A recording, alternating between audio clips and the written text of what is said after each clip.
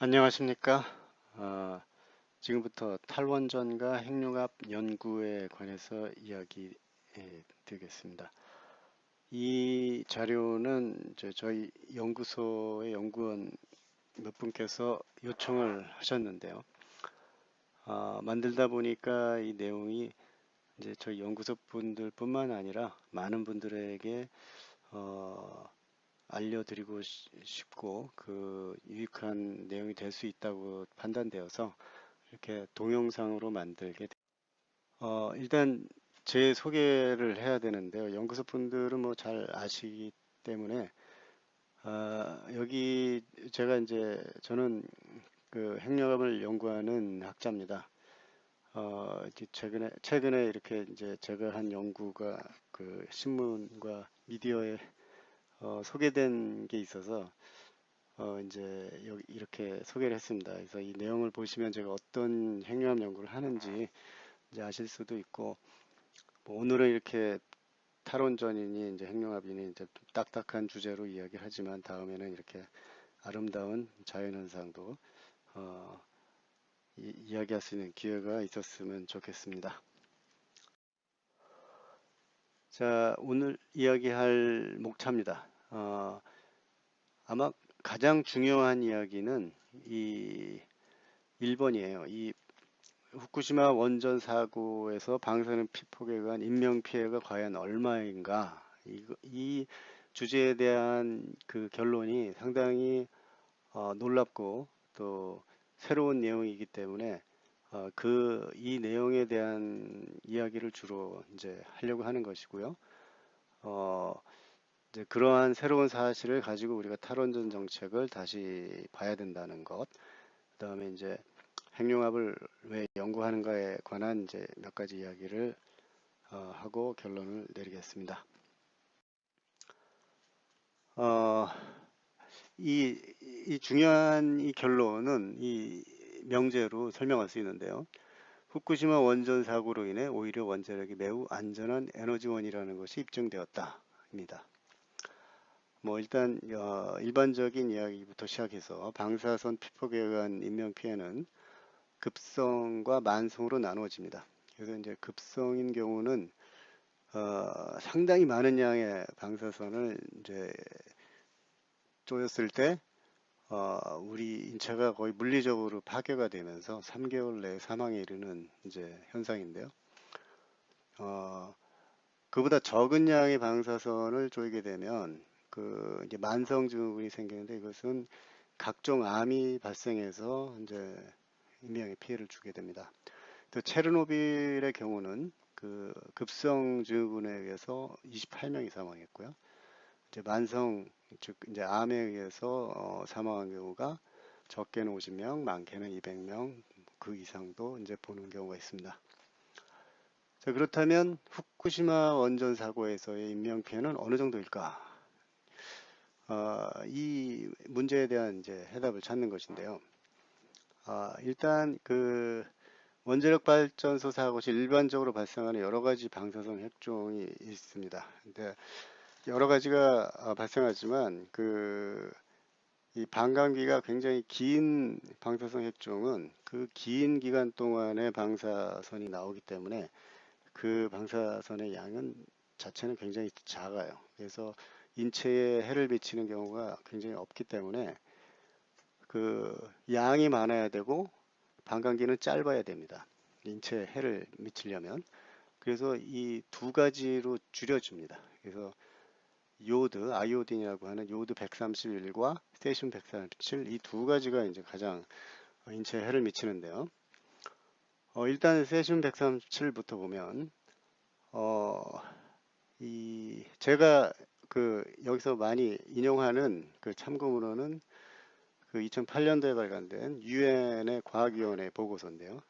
이 보고서를 인용하는 이유는 그 양도 굉장히 방대하고 그 내용이 굉장히 과학적인 전문가들에 의해서 철저히 준비된 보고서이기 때문에 이 내용을 이제 많이 참고했습니다. 이 체르노빌 때 세슘 137, 이 세슘 137은 인체에 많이 쏘이게 되면 이제 확실하게 네 가지 종류의 암이 발생하는 것이 이제 밝혀졌습니다. 그렇기 때문에 이제 이 네 가지 함에 대해서 체르노빌 사고 후에 이제 굉장히 철저한 조사를 했는데 그 결론이 이 보고서의 결론은 자연적인 암 발생에 비해 더 증가했다는 유의미한 증거를 찾을 수 없다입니다.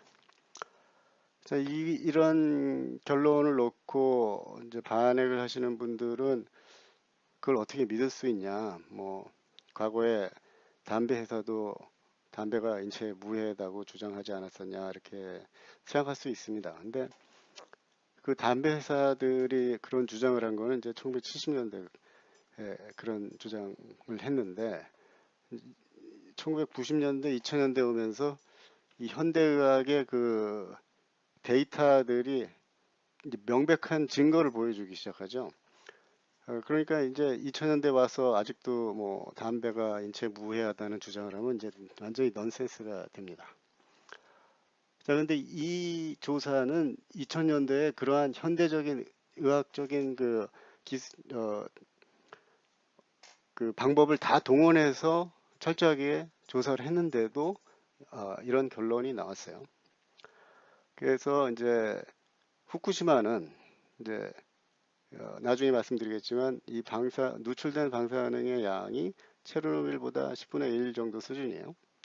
그리고 바다로 확산돼서 농도가 더욱 낮죠. 그리고 뭐 후에 이 실제로 조사해 보면은 이제 2013년부터 이제 기준치 이하로 내려갔고 그 2년 후에는 그것보다 더 10분의 1로 더 낮아졌습니다. 그래서 지금 그 이후로도 한 3년이 지났으니까 뭐 여기 이제 그 후쿠시마 지역 생선의 세슘 함량을 봤는데 뭐 이 지역의 생선을 먹을 필요는 없죠. 하지만 과학적으로 따졌을 때 이 생선이 인체에 해를 끼친다는 증거는 찾을 수 없는 수준이 되었습니다. 그래서 오늘 드릴 말씀은 이 세슘 137에 대해서는 이 보고서의 내용을 쫓아서 거의 인체에 해가 미칠 확률이 없다고 보고 이거보다 더 위험한 이제 요오드 137에 의한 영향을 주로 생각하게 됩니다. 이 어떤 분들은 체르노빌에서 요오드 131도 뭐 암을 일으킨 게 미약하다 뭐 이렇게 말씀하시는 분도 종종 있습니다만 그것은 이제 명백하게 틀린 결론이에요. 과학적으로. 왜냐하면 그 체르노빌에서 요오드 130에 의한 암 환자가 증가했고 사망에 이르렀다는 것은 이제 명백한 증거들이 있습니다. 그래서 여기 유엔의 보고서에도 2005년까지 그 사고에 의한 방사능에 의해서 갑상선암이 6,000명이 발생했고 15명이 사망했다고 기록되어 있습니다. 그 증거는 이 그래프가 잘 보여주고 있어요. 1986년도에 체르노빌 사고가 발생했고 처음 3년 동안은 이게 이제 1차 잠복기죠. 증가하지만 아주 미약한 증가를 합니다. 그 다음에 4년, 5년, 6년, 7년 가면서 이게 이제 자연적인 그 갑상선암 발생률인데 특히 여기 보면은 이제 어린이들이에요. 18세 이하는 자연적인 갑상선암이 워낙 적기 때문에 그 자연적인 백그라운드에 비해서 엄청나게 많은 양의 이제 갑상선암이 검사가 된 겁니다. 그리고 이 그래프를 보면 이제 그것이 바로 원자력 발전소 사고에 의한 것이라는 것을 보여주는데요. 이 데이터는 뭐냐면은 이제 그 검사를 한 해에 그 해의 그 대상의 연령입니다. 예를 들어서 여기 실선을 보면은 5세부터 9세인데 이 1차 잠복기 3년 후에 이제 증가를 합니다. 증가를 하다가 몇 년 후에 이제 96년도에 5세부터 9세를 측정하게 되면 다시 백그라운드로 떨어지는데 이유가 뭐냐면 이오드 137은 반감기가 8일이에요. 굉장히 짧아요. 이 반감기라는 것은 어떤 그 방사능을 내는 물질이 그 양이 이제 방사능을 내면 줄어드는데 그것을 내고 나서 절반으로 줄어들기까지 걸리는 시간이에요. 이제 8일이라는 얘기는 8일 후에는 그 양이 처음이 100이었으면 이제 50으로 줄는 거고 18일이 되면은 그 4분의 1로 줄는 거고 그렇기 때문에 이게 그런 식으로 줄다 보면 두 달이 되면은 100분의 1로 줄고요. 두 달 반이 되면 거의 1000분의 1로 줍니다.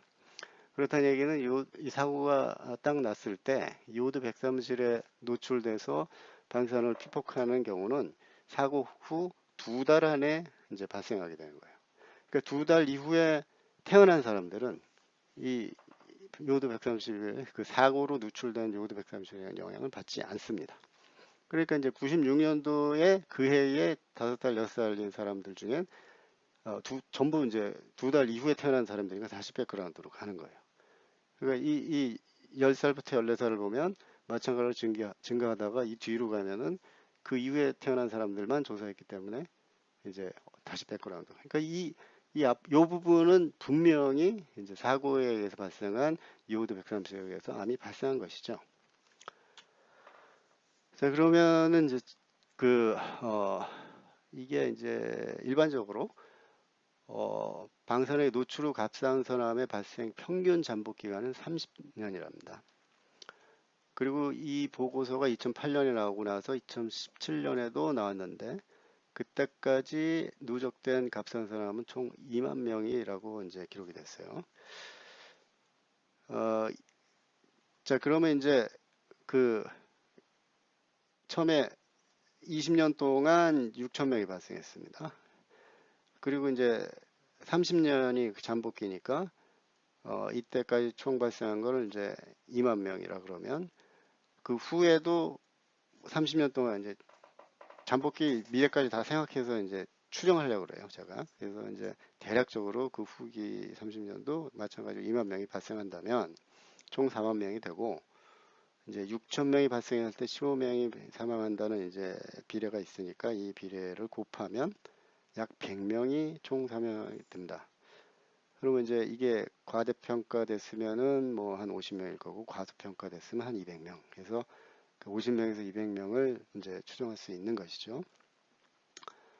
요 밑에 있는 거는 이제 이 2만 명이라는 게 약간 이제 원래 이 비례로 갔으면은 요 10년 동안은 7,500명이 발생해야 되는데 실제 측정된 거는 이거의 두 배인 14,000명이 발생해서 2만 명이 됐는데 이게 이제 그 스크리닝 효과라고 이제 나중에 설명드릴 그 부분일 수도 있어서 이제 그것까지 감안해 보면 좀 더 줄어듭니다. 그래서 이제 이 사이 정도가 되겠죠. 자, 그러면 이제 후쿠시마는 어땠을까? 이제 그 갑상선암 상황이 이제 후쿠시마가 이제 체르노빌과 보다 작아집니다. 이제 그 두 가지 원인이 있는데 첫 번째는 사고 시 방출된 방사능의 총량이 후쿠시마는 체르노빌의 10분의 1 수준이었다. 그 이유가 뭐냐면 이제 역사적으로 그 노심이 용융되는 아주 최악의 그 원자력 발전소 사고는 세 번이 있었습니다. 첫 번째가 트리마일 아일랜드에 미국에 있는 원전 사고였고 두 번째가 체르노빌, 세 번째가 후쿠시마입니다. 그래서 체르노빌의 경우는 경납고가 아예 없었습니다. 그리고 감속재가 흑연으로 돼 있어서 이게 밖으로 노출된 방사능이 흑연이 타면서 이제 공중으로 연기와 섞여서 이제 엄청나게 퍼져나갔습니다. 근데 후쿠시마는 이제 경납고가 있었어요. 근데 그 두께가 일반 건물 벽 수준이라서 이제 수소 폭발로 이제 파괴가 되기도 했죠. 그리고 감속재는 이제 이런 흑연이 아니었기 때문에 타고 날아가는 것은 없었습니다. 그래서 후쿠시마는 총 4개의 원자로가 사고가 나서 그 안에 있는 방사능의 잠재적인 양 자체는 체르노빌보다 한 11배 정도로 많았지만 누출된 총량은 10분의 1 수준이었습니다. 트리마일의 경우는 경납고의 두께가 2.5m였습니다. 그래서 방사능이 밖으로 누출이 안 됐고 인명피해가 없었죠. 그래서 참고로 한국의 원자력 발전소는 경납고의 두께가 2.5m, 3m이기 때문에 이제 후쿠시마 같은 사고가 난다 하더라도 구조적으로 방사능 누출이 안 일어나는 구조입니다. 그래서 이제 그 후쿠시마는 체르노빌의 10분의 1이었어요. 근데 거기다 더해서 체르노빌에서의 학습 효과가 있었습니다. 자, 이 지금 요도 130일에 대한 걸 논하고 있는데 이것이 인체로 흡입되는 경로를 차단했어요. 이게 어른들은 이제 음식을 통해서 이게 몸에 쌓였다가 나가는 것인데 이 어린이들이 피해가 굉장히 심했습니다. 이제 나중에 말씀드리겠는데요. 이유가 뭐냐면은 이 이제 그 지역의 우유 생산하는 소들이 그 농축한 것을 다시 이제 그게 흡수하면서 가중이 되는 모유 수유도 그렇죠. 그렇게 해서 어린이들의 피해가 많았습니다. 근데 그거를 알고 이제 체르노 후쿠시마에서는 그걸 차단한 것이죠. 이제 이렇게 해서 줄어들었다는 증거가 데이터가 있습니다. 여기 후쿠시마에서 1080명의 어린이들을 이제 피폭량을 조사를 했습니다. 그랬더니 대부분이 이제 15mSv 이하에 있고 소수만 이제 최대치가 35mSv였어요. 이제 체르노빌 여기 1576명 어린이 조사했을 때 보면 여기 보면은 200, 600, 1000mSv를 넘는 굉장히 많은 이제 방사선을 쪼인 케이스들이 많았습니다. 그래서 평균치가 490mSv였어요. 후쿠시마에서 이제 대부분이 15mSv 이하라면 이거의 평균은 아무리 높게 잡아도 5mSv 이하입니다. 그래서 이제 높게 잡아서 5mSv라고 치면 이 490의 98분의 1입니다. 그 방사능이 이제 암을 일으키는 거를 이제 연구하는데 가장 그 잘 알려진 모델이 이 LNT, 즉 이제 문턱지가 없이 비례한다는 이론인데요. 그러니까 결국 그 방사선을 많이 쏘이면 쏘일수록 암에 더 많이 걸린다는 이야기입니다. 그래서 그 모델을 그대로 적용하면 98분의 1이니까 후쿠시마에 갑산 사망자는 0.7에서 1명 정도로 이제 뭐 대략적인 계산이지만 줄어들어요. 뭐 이게 뭐 과소평가될 수도 있겠죠. 그러면 이제 그래봤자 몇 명밖에 안 된다는 겁니다. 이제 이 사실이 저한테 굉장히 충격적이었는데 이제 이걸로 이제 끝나면 이제 끝나지 않았습니다. 이제 그로부터 몇 년이 지나니까 이제 실제로 그 일본에서 갑상선 암 환자를 이제 검사를 해서 수를 조사하게 되는데 이 일본의 신문이나 한국 신문이나 굉장히 이제 이 보도가 많이 나왔습니다. 후쿠시마 사고 후 갑상선암의 그 발병률을 봤더니 일본 평균의 20배에서 50배가 나타난 거예요. 그렇다면 이 숫자만 보면은 분명히 이제 체르노빌과 같은 그 원래 자연적인 암 발생에 굉장히 많은 숫자가 이제 이 후쿠시마에서도 발생한 것처럼 보입니다. 그런데 이 현상은 이제 면밀히 검토해 보면 이게 스크리닝 효과, 대부분이 스크리닝 효과라는 결론에 도달하게 됩니다. 이게 상당히 사실이면 굉장히 중요한 일인데 이걸 그냥 일축한다는 건 상당히 위험한 결론인데 이런 결론을 낼 수 있는 이유는 과학적인 근거들이 있습니다. 5가지 근거를 가지고 있는데요. 이제 한 가지씩 말씀드리겠습니다. 첫 번째 근거는 사고 후 연도별 갑상선암 발병 수가 체르노빌과 다릅니다. 그러니까 제가 이 체르노빌에서의 갑상선암이 발생한 것은 명백하다는 증거가 바로 이렇게 증거했다는 각 연도별로 현상인데 후쿠시마의 경우는 보면 사고가 2011년도에 있었는데 처음 3년 동안은 이제 1차 잠복기로가 있어서 적어야 되는데 이제 처음부터 상당히 많이 나타났어요. 후쿠시마는. 그 다음에 4년, 5년, 6년, 7년 이 이제 빨간 건 체르노빌 경우를 이제 여기다 옮겨놨습니다. 더 진짜 이제 증가해야 할 시기에는 이제 후쿠시마의 경우는 이제 숫자가 오히려 반대로 줄어드는 현상이 있습니다. 그래서 뭔가 후쿠시마는 체르노빌과 같은 현상이 아닌 게 이제 나타난 것이죠. 두 번째 증거는 어, 갑상선암 환자의 사고 당시 연령 분포가 어, 체르노빌과 다르고 자연 발생 갑상선암 분포와 같다.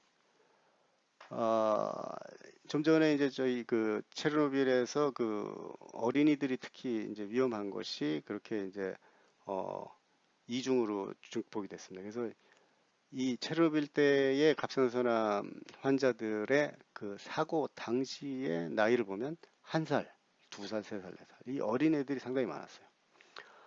이 사람들이 이제 잠복기를 거쳐서 수년이 지난 후에 다 발병을 하는 것입니다. 그런데 후쿠시마에서 발생한 갑상선암 환자들의 사고 당시 연령을 보면 한 살, 두 살, 세 살, 네 살은 없어요. 대신에 그냥 나이가 많은 사람들의 일수록 더 환자가 많습니다. 근데 이런 현상은 자연적으로 발생하는 갑상선암의 이제 패턴이에요. 그래서 여기는 이제 그 사고 이전에 일본에서 이제 갑상선암 환자의 나이 연령대를 보면 이런 분포를 가지고 있습니다. 그래서 어, 이거와 유사하게 측정이 된 거죠. 자, 그리고 세 번째 증거는 그 갑상선암의 그 암세포 변형 패턴이 체르노빌과 다르고 자연 발생 분포와 유사하다. 이 암세포라는 건 정상세포가 변형이 된 건데 그 패턴의 이 첫 번째는 점 돌연변이, 그다음에 두 번째는 유전자 재배열, 이 두 가지 패턴이 있는데 이 세 번째는 이제 둘에 속하지 않는 이제 모르는 것은 이제 세 번째 이렇게 해서 세 가지로 분류했을 때 요것이 체르노빌에서 그 사고 발생한 방사능에서 생긴 갑상선암에서 보여주는 어, 패턴을 보면 대부분이 유전자 재배열이 많았고 이제 점돌연변이 적었는데 후쿠시마에서 발생한 갑상선암의 분포는 이제 반대로 점돌연변이가 많았어요. 근데 이제 요거는 그 일본의 자연 발생 그 패턴입니다. 상당히 유사합니다. 이 패턴하고는 많이 안 닮았습니다. 물론 어른과 아이도 틀리죠. 그래서 아이들의 자연 발생은 이제 이런 패턴을 가지고 있는데 이제 일본에서의 아이 패턴하고도 약간 다른데 이거는 이제 이 부분이 불확실한 건데 뭐 해석은 이제 학자들이 명확하게 하셔야 되는데 이제 요거는 이제 그 일본뿐만 아니라 이제 전 세계적으로 봤을 때 어른들이 걸리는 갑상선암의 패턴입니다. 그래서 이 후쿠시마는 이제 그 이 자연 발생하고 많이 닮고 이거와는 동떨어져 있었다는 이제 세 번째 증거죠. 그러면 이 세 가지 증거는 사실은 이제 뭔가 방사능에 의한 것은 아니고 자연적인 암 발생과 유사한데 근데 왜 그렇게 20배나 50배나 많은 수가 검사되었는가에 대한 거는 이제 답을 알려주지 않습니다. 그래서 이제 네 번째 증거는 그렇게 많은 수가 이제 그 검사된 거는 그 이 스크리닝 효과라는 거라는 이야기인데 이 스크리닝 효과는 이제 간단하게 말씀드리면 그냥 많이 검사할수록 그리고 더 면밀히 세밀히 검사할수록 그 환자 수가 늘어나는 그런 효과예요. 근데 그 이유가 그 2000년대 들어오면서 이제 이 갑상선암을 검사하는 게 초음파인데 초음파의 기술이 발달합니다. 그래서 해상도도 더 높아지고 뭐 이래서 전에는 검사가 안 되던 갑상선암을 검사하게 되는 현상이에요. 그래서 첨단 초음파 기술로 발병률을 조사했더니 일본의 다른 지역의 결과들이 후쿠시마 지역의 결과와 다르지 않았다. 뭐 그렇다면 이 말이 맞다면 이제 전부 다 스크리닝 효과였습니다. 20배, 50배가. 한 나라 전체 이 스크리닝 효과가 나타난 경우가 있어요. 바로 한국입니다. 한국의 경우 1999년과 2013년 사이에 첨단 초음파 기술의 도입으로 발병률이 15배 증가했으나 갑상선암에 의한 사망률은 변함이 없었다. 그리고 이제 자연적으로 돌아가시는 이제 분들을 조사해 보면 약 3분의 1이 이미 갑상선암을 가지고 있었다는 이야기가 있습니다. 그러면 이런 갑상선암들은 굉장히 이제 미약한 갑상선암입니다. 그러니까 자연적으로 돌아가실 때까지 거의 증세가 나타나지 않는 이제 어, 갑상선암을 이렇게 첨단 기술로 더 검사해내는 현상이죠. 이게 스크린 효과. 자, 그러면 이 20배, 50배 나온 그 일본의 후쿠시마 지역이 전부 다 스크린 효과인가? 저는 뭐 아니라고 봅니다. 그 중에 일부는 분명히 방사능에 의한 갑상선암도 있다고 봅니다. 그래서 이제 대략적으로 알고 싶었어요. 이제 그러면 그 중에 얼마가 이제 피해를 볼 것인가. 그래서 이제 후쿠시마 사고 7년 후에 확진된 누적 환자 수가 이제 160명입니다. 그래서 이제 한국이 15배씩이나 있는데 이거를 뭐 5배 정도가 스크린 효과라고 이제 많이 생각해가지고 그러면 이제 160명이 32명으로 되죠. 그러면 7년 동안 32명이니까 이제 이것도 잠복기 지나서 후까지 다 70년 동안 고려한다면 뭐 그걸 대략적으로 7년에 10배니까 10배를 곱하면 320명이 됩니다. 그러면 이제 6,000명이 갔을 때 15명이 이제 사망한다는 비례를 또 곱하면 0.8명이 나옵니다. 처음에 그 방사선 피폭량 비례한 걸로 계산한 거와 되게 굉장히 유사한 수치입니다.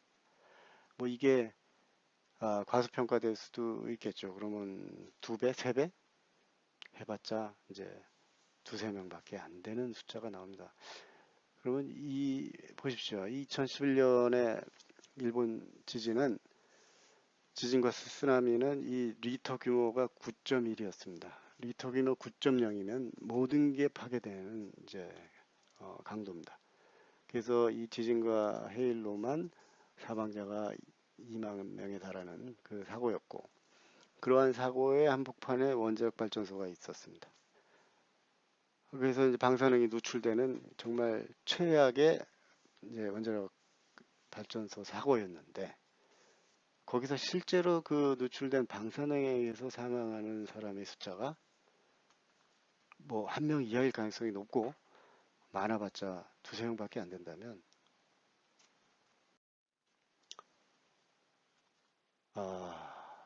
원자력 발전이라는 게 오히려 매우 안전한 에너지원이라는 것이 입증된 것이죠. 지식의 반감기라는 말이 있습니다. 이거는 이제 어, 논문으로 어떤 새로운 내용을 출판할 때 그 저자는 출판할 당시에는 이제 100%그 내용이 맞다고 출판을 하지만 이제 시간이 지나면 새로운 이제 과학적 데이터도 나오고 결과도 나오고 그래서 그 내용이 점점점 그 중에 진실인 부분이 줄어듭니다. 근데 어떤 경우는 그게 반감기가 길기도 하고 어떤 경우는 짧기도 합니다. 자, 2011년에 후쿠시마 사고가 나서 그 직후에 미국 정확히 번역하면 원자 핵학회입니다. 여기서 이제 학자들이 모여서 토론할 때 그때 다 동의했던 내용입니다. 후쿠시마 원전 사고의 방사능으로 인한 암 발병 사망자는 수백 명에 이를 것이다. 이 ANS는 원자력 발전에 상당히 우호적인 단체예요. 근데 이런 원자력 발전을 우호하는 단체에서도 암 발생 사망자가 수백 명에 이를 것이다 라고 예측을 했고 전문가들은 대부분 동의했고 저도 그때 뭐 이 내용에 맞다고 생각했습니다. 그 후로 이제 7년이 지난 동안에 제가 방금 말씀드린 내용들이 밝혀지기 시작했는데요. 제가 처음 이 후쿠시마 암발생 케이스가 굉장히 적을 거라는 걸 깨달은 건 2013년 말이었어요. 그때 이제 제가 하도 놀라서 대학에 있는 지인들에게 이메일을 보냅니다. 내용은 이제 최근 후쿠시마 원전 사태 이후에 거의 전 세계적으로 원자력을 기피하는 경향이 생겼는데 꼼꼼히 따져보다 놀라운 사실을 발견했다. 후쿠시마의 방사능은 거의 인명피해를 주지 않을 확률이 높다는 것. 즉 5명 이하의 사망자만 나올 것이라는 계산을 하게 되었고 뭐 이런 내용을 보낸 이유는 이제 좀 면밀히 연구해서 논문으로 출판하고 사람들에게 알려야겠다고 생각을 했어요. 당시에 근데 이제 다들 하던 연구가 바빠가지고 논문을 쓰진 못했습니다만 그런 것을 저만 본 것은 아니죠. 그 전 세계 전문가들이 뭐 WHO에서도 보고서가 2013년에 이미 나왔는데 거의 제가 본 거와 비슷한 결론을 내리고 있습니다. 그래서 2014년 이후에 많은 데이터들이 추가적으로 나왔고 그거를 과학자들이 검토하고 뭐 온갖 방법의 시뮬레이션으로 이제 다 연구를 했습니다. 이 세계 건강기구 지금 현재 웹사이트에 가보면 이 WHO는 원자력 발전에 우호적인 단체가 아니죠. 이 단체는 이분들은 인류의 건강을 더 염려하시는 분들입니다. 이분들이 현재 내리고 있는 결론입니다. 갑상선 피폭량 평가에서 후쿠시마의 경우는 체르노빌보다 상당히 낮기 때문에 체르노빌에서와 같은 많은 수의 갑상선암 발생 증가는 나타나지 않을 것이다. 자, 7년 사이에 완전히 새로운 사실이 밝혀진 것이죠. 그러면 이 새로운 사실을 바탕에 두고 우리가 탈원전 정책을 다시 생각해야 됩니다. 뭐 탈원전 정책에 대한 오류는 상당히 많이 지금 논의되고 있습니다만 제가 개인적으로 이 네 가지 이유로 잘못됐다고 생각합니다. 첫 번째가 생명 파괴. 그러니까 생명을 먼저 생각한다면 탈원전 정책은 멈춰야 됩니다. 한국은 독일과 달리 미세먼지 절반 이상이 중국에서 넘어오고 있어 이미 미세먼지로 인한 조기 사망의 문턱치를 넘어서고 있기 때문에 탈원전 정책으로 인해 감소시키지 못하는 석탄 발전의 미세먼지는 그 양만큼 생명 파괴를 유발합니다. 이 탈원전 정책은 내용을 보면은 이제 원자력 발전 대신에 천연가스로 대체하자는 것입니다.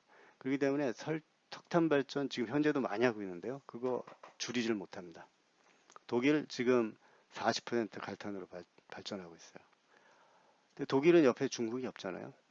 이 OECD에서 나온 보고서입니다. 이대로 가면 한국은 2060년에 100만 명당 1,100명이 미세먼지로 조기 사망하는 OECD 최대 미세먼지 사망 국가가 될 것이다. 제가 생각하는 이제 에너지 정책은 원자력 발전을 보존하면서 석탄 발전을 제로로 만드는 완전한 탈석탄 정책입니다. 경제를 따져봅니다. 전기 요금이 오르면 서민들의 생활이 어려워집니다. 서민들은 겨울 난방도 전기로 합니다. 한국의 1인당 산업전기 사용량이 유난히 많으니 이를 줄이자라는 이야기를 들었습니다. 보십시오. 한국은 인구 1인당 반도체 생산량, 자동차 생산량, 조선 철강 석유화학 제품 생산량이 세계에서 압도적으로 1위입니다. 산업전기 사용량을 비싸게 하거나 줄인다는 거는 뭐 한국의 경제를 다 포기하자는 것이죠. 천연가스 발전은 비용의 대부분이 연료 수입으로 국내 경제에 도움이 안 되는 반면에 원자력은 기술 집약 산업으로 국내 경제에 직접적으로 도움이 됩니다. 핵연료 제조 기술은 지금 100% 작업하고 수출하는 수준입니다. 최근에 이제 미국의 대표 원자력 회사죠. 웨스팅하우스가 파산했습니다. 이걸 놓고 이제 원자력이 이제 사양 산업이다 뭐 이런 말이 있었습니다. 세계 TV 시장을 보십시오. 이제 미국의 대표 TV 제조사였던 RCA, 미국에서 텔레비전 생산에서 거의 제국을 이뤘던 회사였습니다. 근데 결국 파산하고 일본의 소니가 인수했었죠. 근데 현재 보십시오. 현재 세계 TV 시장은 한국의 삼성과 LG가 주도하고 있습니다. 원전 시장도 웨스팅하우스가 파산하고 일본의 도시바가 인수했었습니다. 최근 들어보니까 다시 뱉어냈다고 그러더군요. 예. 지금 1000조 원대의 세계 원전 시장을 주도할 능력을 가진 두 나라 중 하나가 바로 한국입니다. 에너지 안보. 탈원전 정책의 주 내용은 원전으로 생산하던 전기를 러시아 등 외국에서 수입하는 천연가스로 대체하자는 것인데, 이것이 에너지 공급에 차질을 유발할 수 있는 에너지 안보 차원에서 아주 나쁜 정책입니다. 그리고 네 번째로 제가 이제 탈원전을 반대하는 이유는 핵융합 개발에 안 좋습니다. 이 탈원전 정책이 핵융합 에너지 개발에 도움이 될 것이라고 오해하는 경우가 종종 있는데 오해입니다. 핵융합 발전은 원자력 발전의 장점만 공유하고 단점은 공유하지 않습니다. 그러니까 이제 핵융합 핵반응 과정에서 질량 결성이 에너지가 이제 질량과 광속도의 제곱에 비례한다는 아인슈타인 공식에 의해서 막대한 에너지를 생산한다는 점, 그리고 이제 그 에너지 대부분이 중성자로부터 전환한다는 점은 공통입니다.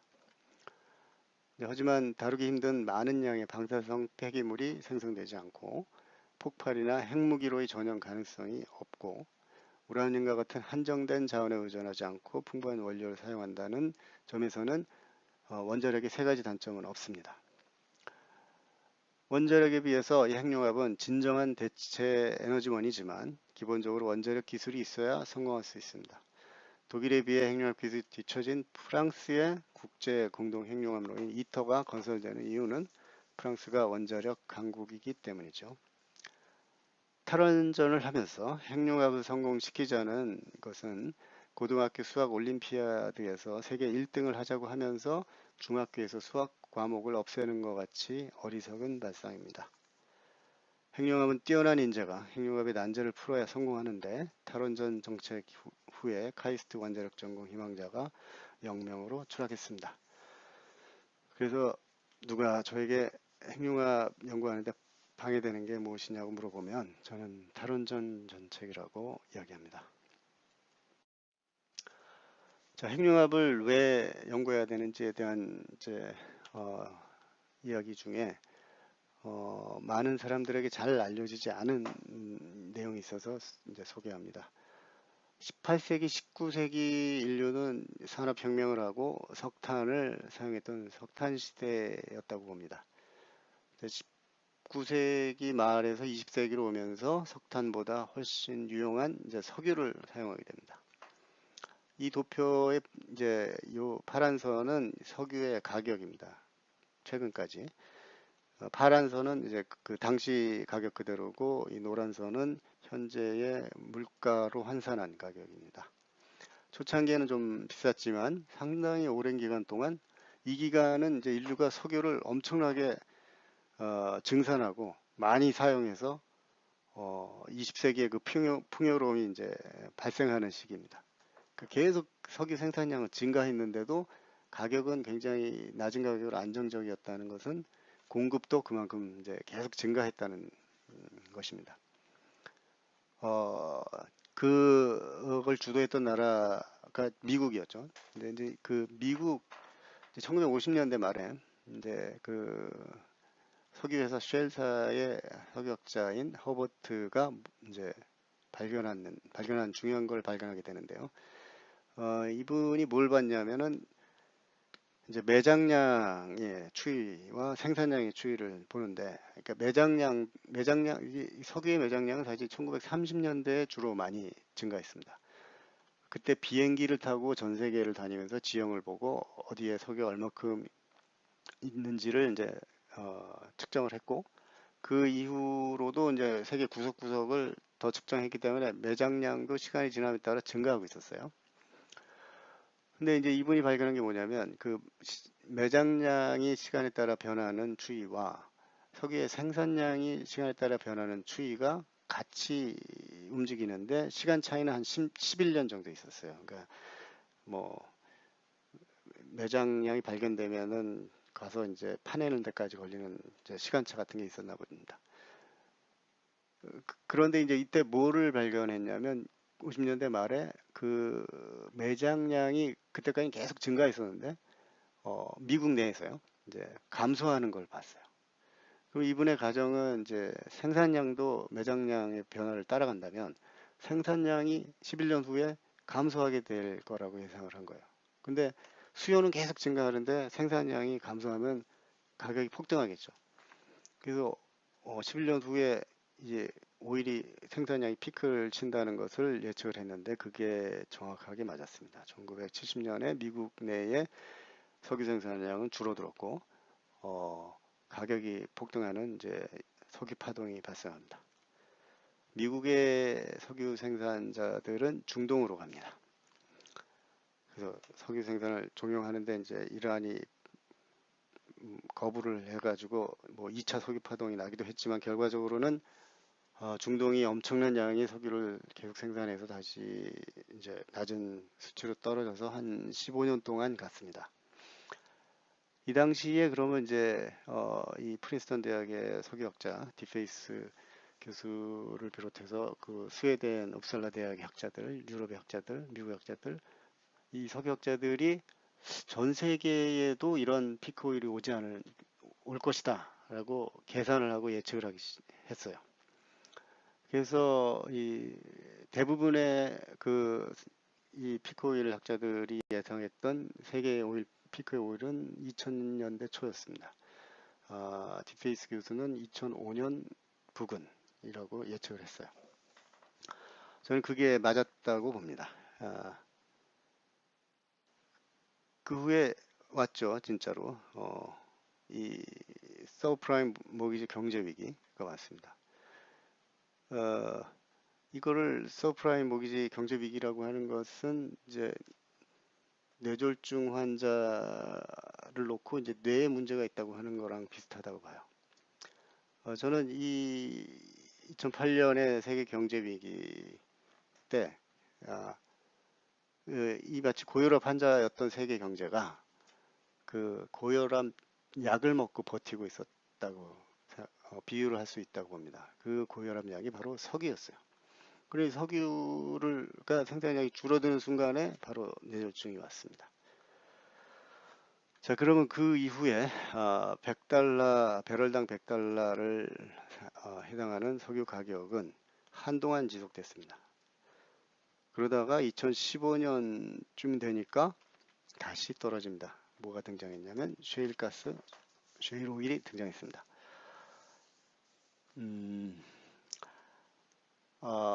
당분간은 갈 것입니다. 그로 인해서 이제 가격이 떨어졌습니다. 근데 이 셰일가스는 그 비싼 가스, 비싼 오일이에요. 그 전에 석유에 비하면. 왜냐하면 첨단 기술을 동원해야지만 파낼 수가 있습니다. 그리고 최근 1년 동안은 다시 올라가는 듯해요. 이제 이게 과연 이제 중동 석유 생산을 15년을 버텼는데 이게 앞으로 얼마나 갈지는 모르겠습니다. 근데 이 석유 가격과 세계 경제의 연관성이 있다는 사실, 그리고 이러한 비싼 셰일가스가 등장했다는 사실 자체만으로 석유 시대의 마감이 이미 시작되었다는 것이죠. 그럼 정말 석유 시대가 마감이 되면 그 후는 어떻게 될 것인가? 뭐 헐리우드 영화들을 보면 굉장히 암울한 미래를 많이 그려냅니다. 반면에 이 뭐 피크 오일 자체를 그러니까 넌센스라고 이제 하는 분들 굉장히 많고 뭐 석유는 얼마든지 있으니까 이런 일은 없을 것이다라고 이제 보는 분들도 꽤 있습니다. 저는 이제 지금 상황이 임진왜란 직전의 조선의 상황과 유사하지 않냐. 당시에도 통신사 보내가지고 알아봤더니 어떤 사람들은 일본 침략 가능성이 있다고 그러고 어떤 사람들은 가능성이 없다 그럽니다. 그 당시에 이순신 장군은 어떤 생각을 했을까요? 뭐 쳐들어올 수도 있고 아닐 수도 있었겠지만 전쟁에 대비하는 것이 군인의 사명이었다고 봅니다. 이순신 장군만이 전쟁에 대비했습니다. 그냥 대비한 게 아니라 아주 철저히 대비했습니다. 뭐 이순신 장군이 아니었으면 지금 대한민국은 존재하지도 않겠죠. 자, 그래서 지금 핵융합을 연구하는 과학자의 사명은 미래가 어떻게 될지는 뭐 확신을 할 수는 없습니다만 철저히 대비해야 되지 않느냐. 이 핵융합과 이순신 장군의 인연은 박해일 교수님까지 거슬러 올라갑니다. 저희에게 이제 핵 물리를 가르쳐 주신 은사님이셨는데 그 어려운 핵 물리를 배우는 와중에 저희는 이제 이순신 장군 이야기로 철퇴를 맞고 그랬습니다. 박해일 교수님은 이제 이순신 장군이 최후의 순간에 심리에 대해서 되게 연구를 하셔서 논문도 쓰셨죠. 돌아가시고 나서 이제 제자분들이 모여서 난중일기의 증복판도 최근에 출판했습니다. 제 지도 교수님이셨던 정기영 교수님도 이순신 장군, 박해일 교수님과 같이 이순신 장군의 사상에 영향을 많이 받으셨고, 저희 이제 한국 최초의 핵융합 장치가 건설되는 건물이 거북선 모양을 하기를 원하셨었습니다. 그래서 이제 처음 조감도가 나왔을 때 90년대 중반에 이제 당시 대학원생이었던 저희에게 보여주시면서 이제 좀 실망을 하셨었어요. 이제 더 이제 거북선과 같은 모양이 되기를 원하셨었던 모양입니다. 이 안에 지금 한국의 인공태양 K스타가 들어있고 여기서 많은 훌륭한 연구들이 이루어지고 있습니다. 최근에 이제 이 한국인 학자들에 의해서 핵융합에 이제 초석이 되는 훌륭한 연구들이 나와서 이 네이처 피직스에 출판되기도 했습니다. 자, 결론을 말씀드리겠습니다. 1번, 후쿠시마 원전 사고로 인해 오히려 원자력이 매우 안전한 에너지원이라는 것이 입증되었다. 핵융합은 원자력 발전의 장점만 취하고 단점은 없는 이상적인 미래 에너지원이나 원자력 공학의 기초가 필요하다. 민주주의와 과학의 공통점. 저는 과학자로서 과학의 특성, 과학의 정신을 존중합니다. 그리고 또 좋아하는 게 있는데 이제 민주주의를 좋아합니다. 이 둘은 공통점이 있습니다. 이제 안 좋은 점은 이게 굉장히 피곤한 시스템입니다. 뭐 독재가 오히려 더 편하다고 느낄 수 있어요. 그 똑똑한 사람이 이리로 가자 그러면 다 그리로 가는 건데. 근데 민주주의는 그게 그 방이 아닌 것 같다 그러면 이제 소수의 사람들이 이유를 이야기하고 그런 새로운 지식을 전파하고 토론을 많이 해가지고 그걸 다수가 이제 받아들였을 때 이제 방향이 바뀌게 됩니다. 그렇기 때문에 민주주의가 독재보다 더 훌륭한 이유가 바로 거기에 있습니다. 때로 오류에 빠질 수 있으나 스스로 바로잡을 수 있는 자정 능력이 있다. 자, 이 탈원전 정책, 진보적인 철학을 가지고 한 번은 생각할 수 있었던 정책이었습니다. 그러나 지금 제가 말씀드린 새로운 과학적으로 밝혀진 사실을 가지고 다시 생각해야 됩니다. 그리고 그 의견을 다수가 이제 동의한다면 바꿔야 됩니다. 이 정책을 바꾸는 것을 부끄러워할 필요가 없고 오히려 자랑스러워해야 합니다. 그만큼 우리가 진정으로 민주주의를 따른다는 증거입니다. 탈원전은 최초의 상용 핵융합 발전소가 완성된 후부터 점차 시작되어야 합니다. 그 시기는 최초의 핵융합 발전소가 상용 핵융합 발전소가 완성될 시기를 지금 앞으로 35년 후 정도로 내다보고 있습니다. 그러나 탈원전을 지금 시작한다면 그 시기는 더 뒤로 멀어지게 됩니다. 인터스텔라라는 영화, 이 영화는 헐리우드 영화지만 그 과학적인 내용을 담으려고 애쓴 흔적이 보이는 영화입니다. 이 영화를 그 극장에서 이제 아내와 봤는데 이 도입부에 이제 미래가 암울하게 그려집니다. 이 지구온난화가 기상만 파괴한 게 아니라 이제 식물들이 멸종해서 식량 생산도 어려워집니다. 아내가 그 영화를 보다가 이제 저한테 물어봤습니다. 우리의 미래가 이렇게 암울하냐고. 그때 제가 한 대답은 우리가 핵융합에 실패를 한다면 이렇게 될 가능성이 매우 높다. 그러자 제 아내가 그럼 꼭 성공시켜 그러더군요. 네, 제가 준비한 내용은 여기까지입니다. 예, 경청해 주셔서 감사합니다.